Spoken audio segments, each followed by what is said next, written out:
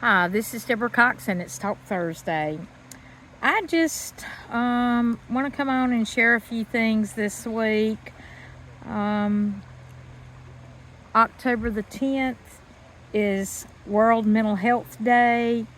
Um, we need to check in on family and friends, but the main reason I want to share that with you is because people need to understand the importance behind having good mental health. You've got to have good mental health so you can have good physical health as well as good spiritual health. They all three go hand in hand together, in my personal opinion.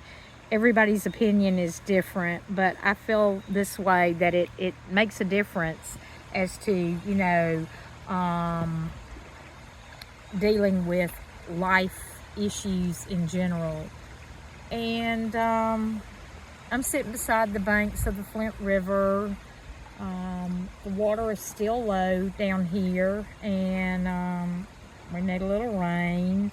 But just want to share. I had someone share out a post this past week. A judge up in Tennessee was talking about a young man that recently passed away. He was only 27 years old.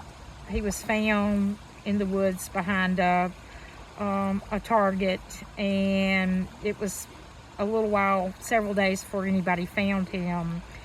And there was a judge in Tennessee, his name is Clay Collins, that this young man had come before several times for different issues. But a lot of this young man's issue was as it relates to mental health. And long story short, there was one time where he was sent to a facility, but he ended up walking out and making his way back to where he was from. And, there's not enough facilities out there like there used to be years ago. And so my thing is, I would highly suggest, whether you're a senior in high school or a senior in college or even an older adult, that you go through the mental health first aid training. That way you understand the rhyme and reason why people do what they do.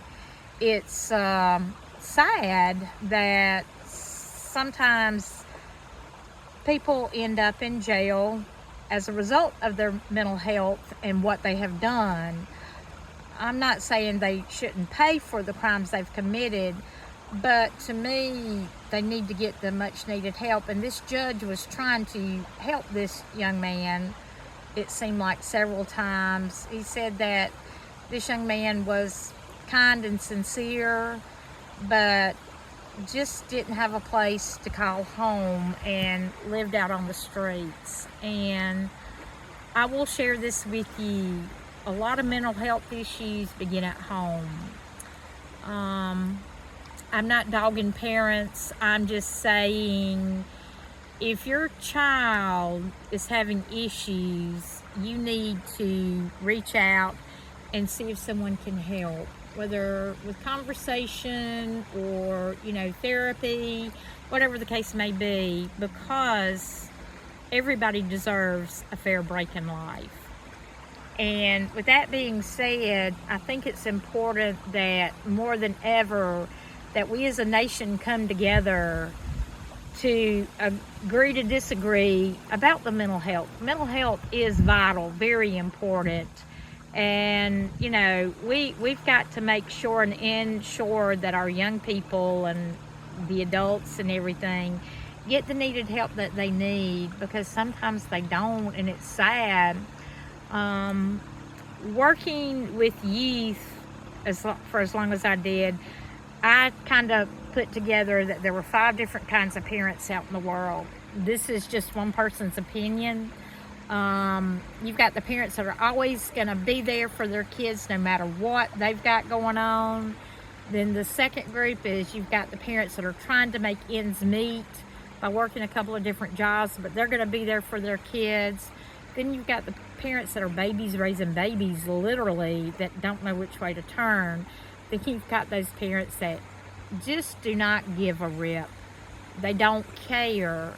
And then, unfortunately, this fifth group are the grands and great-grands trying to help raise those children.